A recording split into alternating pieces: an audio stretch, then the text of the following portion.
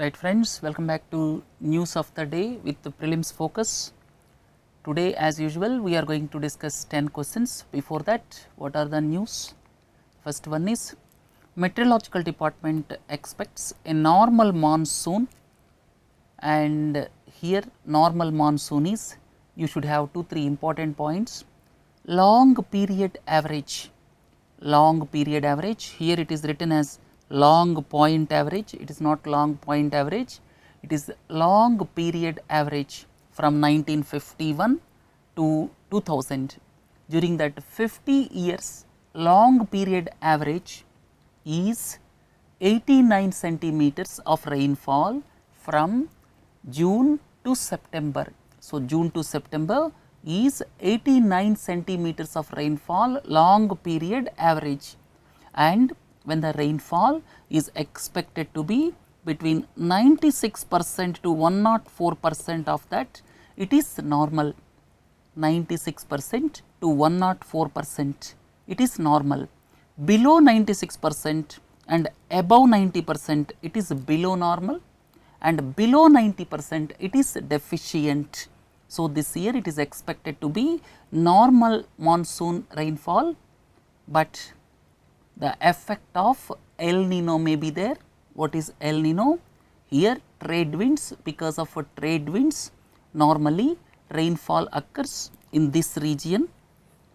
Because of trade winds normally rainfall occurs in the area, that means normal rainfall I am talking about, Indonesia and Australia region. But during the periods of El Nino, what happens?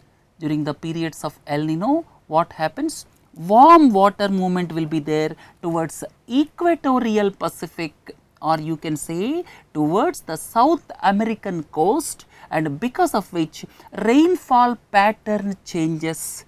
Instead of rainfall in this region, rainfall pattern will entirely shift. Droughts may take place in this region and rainfall may take place in South America region. So, El Nino effect may disrupt the prediction of 96% of normal rainfall, or you can say 96% of long period average. Then what is the meaning of El Nino? Please look into this. El Nino is characterized by the appearance of warm waters along northern Peru and Ecuador. Right, remaining things I discussed. Respect for national flag, anthem, non-negotiable, center tells Supreme Court. Here, two issues are involved in this. One is Supreme Court previously made an order, or you can say Supreme Court delivered the verdict on this November 30, 2016, making it mandatory for all to stand in the cinema halls when the national anthem is played. It gave some exceptions subsequently to the physically challenged people, and now it gave further exceptions to the people affected by autism, suffering from cerebral palsy, like that. That is the one part. And the second part is the center of the legal battle is petition filed by Shyam Narayan Chowksi in October 2016. The petition filed by Shyam Narayan Chowksi says that Parliament to apply its mind and define respect for the national anthem and flag. And if you look at fundamental duties, in the Constitution, 51A says that everyone has to abide by the Constitution and respect the ideals and institutions, basically national flag and national anthem. Now, the center of discussion is what is the exact meaning of respect for national flag and national anthem, because respect is the word stipulated under fundamental duties of the Constitution. Right. Read further, you will understand remaining things. Center promises election reforms. Here, election reforms means at present under the Representation of People Act, if anyone is convicted for prison term, suppose if anyone is convicted for 4 years, then subsequently 6 years also, the people are barred from contesting elections. The people are barred from contesting elections for 6 years after the completion of the conviction period. So, now the discussion is going on with regard to decriminalization of politics. So, discussion is with regard to preventing or barring the people entering the legislatures, barring the convicted people entering the legislatures, and at the same time barring them from judiciary posts as well as executive posts, and the bench listed it for final hearing on July 10. So, it asked for the government's response with regard to decriminalization of politics. Next one is new data safety regime from Troy by Diwali. So, the government stated that the data safety is the thing which is going to come up by Deepavali this year, and here important point is, if you look at foreign countries, two three important aspects are there. One is right to be forgotten, right to be erased. So, here when you are doing some digital transaction, then your footprint will be there in the digital arena, and that information is being used by several agencies. So, at present there is no data policy in our country, there is no law with regard to privacy, and this assumed significance after the increase of this digital footprint, and now new data safety regime will be implemented by Deepavali. That is the statement from the central government, and Troy is looking at this regulation, right? And here this right to be erased as well as right to be forgotten, these are available in some foreign countries, and on the similar lines India is going to bring one. Then CPEC unrelated to Kashmir issue, says China. CPEC is passing through Gilgit-Baltistan region, or loosely you can call Pakistan occupied territory. Sometimes people call Pak occupied Kashmir, but actually it is Gilgit-Baltistan region which is integral part of Jammu and Kashmir, and this passes through this Gilgit-Baltistan region, and now China says that CPEC is unrelated to Kashmir issue. So, you should not club both. It is not understandable to India when CPEC is passing through Gilgit-Baltistan region, then how the business can be separated from the issues pertaining to the boundaries, right. Then the next one is pace of laying of roads rises to 22.5 kilometers daily in 2016-17. So, government could not reach its target, but government is behind laying the national highways, and this year 15,000 kilometers of national highways in 2017-18. The target for government is 15,000 kilometers of national highways, which translates to 51 kilometers of road construction daily. And in the year 16-17, daily construction of national highways was 22.5 kilometers. They fell short of target, and 41 kilometers target is kept per day during 2017-18, right. Look into the next one. Common duct policy soon. The government stated that to reduce operational costs as well as frequent digging of roads, government is going to come up with common duct policy. Common duct will be there, and whoever is laying cables, they can use that common duct, and this is the need of the hour in fact, right. Then SBI, the most valuable state-owned firm, today surpassed ONGC to become the country's most valued state-owned firm in terms of market valuation. In terms of market capitalization, if you look at government-owned entities, now State Bank of India is the largest in the country. Please understand, State Bank of India is the largest in the country. in terms of market capitalization or market valuation, it surpassed ONGC after the merger of associate banks and Bharatiya Mahila Bank. And at the same time, do not forget, if you look at all the organizations in the country, which is the largest? The largest is probably TCS. TCS is the largest organization in market valuation or market capitalization, and market capitalization is the right word. In fact, market capitalization means number of shares outstanding multiplied by the share value, that is market capitalization.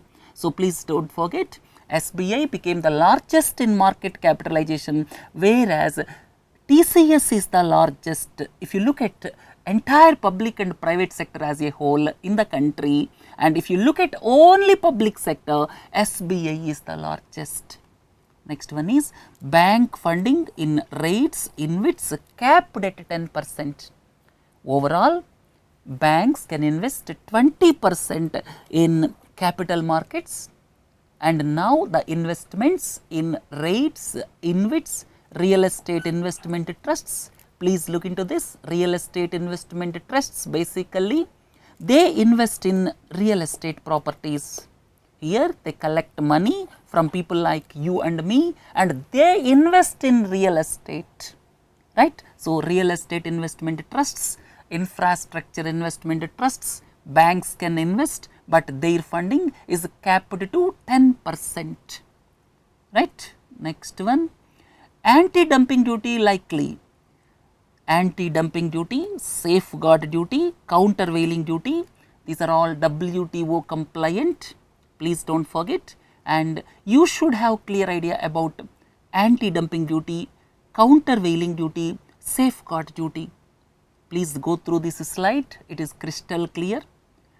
The duty imposed when the imports are priced below the fair market value, anti-dumping duty can be imposed. At the same time, the duty imposed when the imported product enjoys several subsidies in the country of manufacturing, the duty imposed is countervailing duty or anti-subsidy duty, and investigation is done with regard to these two by DGAD. This is under the Ministry of Commerce and Industry, and ultimately the decision is taken by the, or you can say ultimately it is imposed by Ministry of Finance. Recommendation will go from DGAD. In case of anti-dumping and countervailing, recommendation will go from Directorate General of Anti-Dumping and Allied Duties, which is under the Ministry of Commerce and Industry. Ultimately, the decision will be taken by the Ministry of Finance for imposing it. So, you can say finally these are imposed by the Ministry of Finance. And safeguard duty, please look into this, and it is very clear about this. And about Directorate General of Anti-Dumping and Allied Duties, please go through this slide, it indicates everything. Then the next one is phase 1 clinical trial of Zika vaccine to begin next month. You should have clear idea about Zika. Zika is caused by Aedes mosquito, which also causes dengue, chikungunya, yellow fever. And please do not forget these 4 diseases, dengue, chikungunya, yellow fever along with Zika, these are caused by this Aedes mosquito. And Zika is the name of forest in Uganda, first identified in Uganda in 1947, and remaining things I have given here. And 2 diseases are associated with Zika virus. Preliminary perspective, please understand, 2 diseases are associated with the Zika virus. One is microcephaly. Microcephaly is shortening of the brain. Second one is Guillain-Barré syndrome. Guillain-Barré syndrome is in fact nervous system will be weakened. So, these 2 diseases are associated with Zika virus and believed to be, the 2 diseases are believed to be because of Zika virus. And during 2016, we deliberated 2 issues. India, a ray of hope for the future. Here Bharat Biotech claims vaccine for Zika. We deliberated in 2016. Now, the present news item is with regard to phase 1 clinical trials for Zika vaccine, right. Then the second one is, we also deliberated at that time, this Aedes mosquito is responsible for this, and at the same time some genetically modified mosquitoes are being experimented. These two issues we deliberated in 2016. Please go through this slide. It will be very clear to you from preliminary perspective. These aspects when it comes to Zika virus, please do not forget. Then let us come to this prelims 2017 discussion. 10 questions as usual, and we are going to increase questions to 20 from May 1st. First question, our total external debt is in the range of around $490 billion. Do not worry about the figures, figures may change. Which of the following denominated debt is the second highest? Out of the total debt, US dollar denominated debt is the highest, every one of us know. Which is the second highest? The second highest is, before discussing this, 2-3 important points, please do not forget. Almost 80 to 85% is a long term debt. Short term debt is normally 15% or 20%, maybe 10%, something like that. So, long term debt is quite high. When short term debt is more, then it may have effect on the country's foreign exchange reserves. So, from Indian perspective, it is not the worry, and here second denominated debt is Indian rupee, please understand. So, out of our total external debt, rupee denominated debt is the second highest after US dollar. There is a news item with regard to the purchasing managers index. This purchasing managers index is quite frequently in the news. Look at the following sentences in this context. It indicates economic health or business activity in both manufacturing and services sectors. It indicates economic health or business activity in both manufacturing and services sectors. Absolutely correct, because it is given for both manufacturing and services sectors separately. 50 is the index which separates growth from contraction, whether the economy is growing or contracting, to indicate that if it is more than 50 expansion, less than 50 contraction. So, second is also correct. PMI in manufacturing is obtained after the monthly surveys of both the private sector and public sector enterprises. Absolutely wrong, because PMI is obtained, or PMI in manufacturing or services is obtained after the monthly surveys of private sector only, not the public sector. So, here 1 and 2 correct. So, this purchasing managers index is very important, please keep it in mind. Union government granted infrastructure status to shipyard industry during the year, and affordable housing, if I am not wrong, it is also going to be granted infrastructure status. Please look into that news aspect, because I could not recollect exactly with regard to affordable housing. Anyhow, keep it aside. Union government granted infrastructure status to shipyard industry. Which of the following is the primary feature of infrastructure status? Or you can say, what do you understand exactly by granting infrastructure status? First one is, there will be moratorium on the repayment of loans. Absolutely wrong. What is meant by moratorium? Moratorium means some period when you are not required to pay back the loan. So, moratorium, this is not correct. They will have special access to external commercial borrowing. This is also not correct. Banks do not classify as NPA even if the loan repayment stops. This is also not correct. They will get long term project loans at lower rates of interest. So, when some industry is designated as infrastructure status, they will get long term project loans. So, project loans ranging up to 20 years, 25 years, something like that, and the interest rates will also be lower.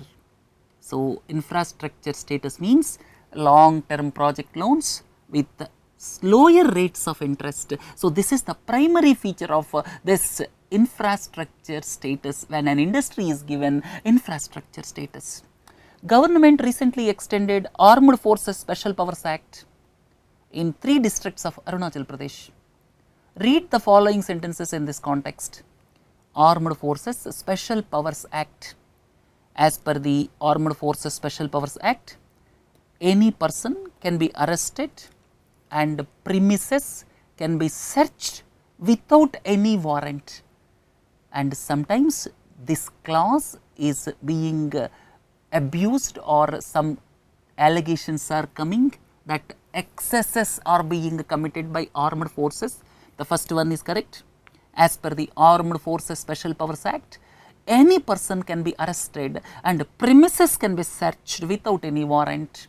Next one is there will not be any prosecution of any official indulging in the alleged excesses, you can call alleged, except with the prior sanction of the government. So, when an officer is to be taken up for excesses, then prior sanction of the government is required. So, second is also correct, both 1 and 2. Look into the next one. Government sometimes hikes minimum export price of certain commodities. Why government hikes minimum export price? Sometimes government hikes minimum export price. Here minimum export prices are raised to check price rise in domestic market. When minimum export price is hiked, what will happen?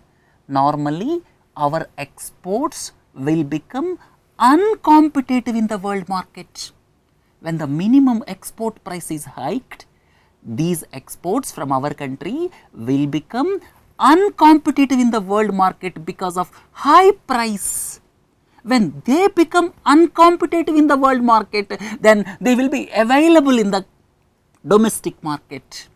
So, when export price or minimum export price is raised, then it will make the exports of particular commodity uncompetitive in the world market, and that makes it available in the domestic market, and hence it controls the price rise or it will check the price rise. So, both the sentences are correct. Next one. Look at the following sentences with regard to clean environment cess. What is clean environment cess now? Clean environment cess is at present rupees 400 per ton, and here this is imposed per each ton of coal, lignite, but it does not include imported coal. This is wrong. This clean environment cess is imposed per each ton of coal, lignite, including imported coal, please understand. So, this is wrong. This is intended to provide fund support for clean energy projects. The aim is to provide fund support for clean energy projects, right. So, second one is correct. So, 2 only is the right option, right. So, please understand this clean environment cess is imposed per each ton of coal, lignite, which includes imported coal also. Often we hear about tax free bonds. Several times we hear about tax free bonds. Which of the following aptly describes the meaning of tax free bonds? Tax free bonds will carry lesser rate of interest, and who are allowed for issuing tax free bonds? Tax free bonds are normally allowed for nation building projects. This is very important. So, tax free bonds are allowed for nation building projects. Please understand. Look into the next one. India's external commercial borrowing is around $180 billion to $200 billion. What is external commercial borrowing? External commercial borrowing is the borrowing by the corporates. They borrow from externally, or you can say they borrow from foreign land. You may have a doubt, why do they borrow from foreign land? They borrow from foreign land because the interest rate structure is in fact less there. But what is the problem? Most of this debt is unhedged. Hedging means when the external debt is hedged, if by chance currency depreciation takes place, it will take care of it. That currency risk will not be borne by the borrower if it is hedged. But most of this commercial borrowing is unhedged in our country. Unhedged means if any currency risk is there, tomorrow if rupee depreciates to around 80 per dollar, then the ECB holders or external commercial borrowing holders will be badly affected. So, here the biggest threat is most of the debt is unhedged, which may lead to currency risk. If currency risk is there, this sentence can be most of the debt is unhedged and therefore they are vulnerable for currency depreciation. That is the meaning of this sentence. Please understand carefully. Infrastructure debt funds is gaining ground for financing infrastructure projects. Infrastructure debt funds are into the news in 2015 and 2016. What is the meaning of infrastructure debt funds? Here they offer funding to infrastructure projects. This infrastructure debt funds or funding to infrastructure projects, and the interest rates offered by infrastructure debt funds are normally lesser than those given by the banks. Infrastructure debt funds, when they are giving loans to infrastructure projects, the interest is slightly less than those given by the banks, because these infrastructure debt funds are lean organizations, hence their maintenance costs are slightly less than banks, or you can say less than the banks. So, the first sentence is wrong. That means they offer funding to infrastructure projects and the interest rates are normally lesser than those given by the banks. Then the main purpose of establishing IDFs. What is the main purpose of infrastructure debt funds? The main purpose is to free the banks from the long term infrastructure finance and to tap pension and insurance funds to infrastructure projects. The main purpose of infra debt funds is they will tap the long term pension and insurance funds and subsequently they will give long term loans to the infrastructure projects. This way banks will be freed. So, 2 only is the right answer. Next one is Insolvency and Bankruptcy Code came into force from December 1, and based on which Insolvency and Bankruptcy Board of India was established, basically to bring the people, or you can say to bring the companies out of this insolvency. When some problem is there, how to bring them out? Here it looks at insolvency resolution process of corporates, partnership firms and individuals in a time bound manner. Please understand, a critical question may be asked. This Insolvency Bankruptcy Board of India, or you can say insolvency resolution process, is applicable, or you can say IBBI looks at insolvency of not only corporates, partnership firms and individuals also in a time bound manner, and time is also prescribed. 180 days after the process is initiated and 90 days extension can be given for resolving insolvency. Right. So, Insolvency and Bankruptcy Board of India, a question is expected in the preliminary examination definitely this year. So, both the sentences are correct. Right. So, with this we came to the end of this program. Please do join for editorial discussion. We will start within 2-3 minutes. Have a nice day. Thank you.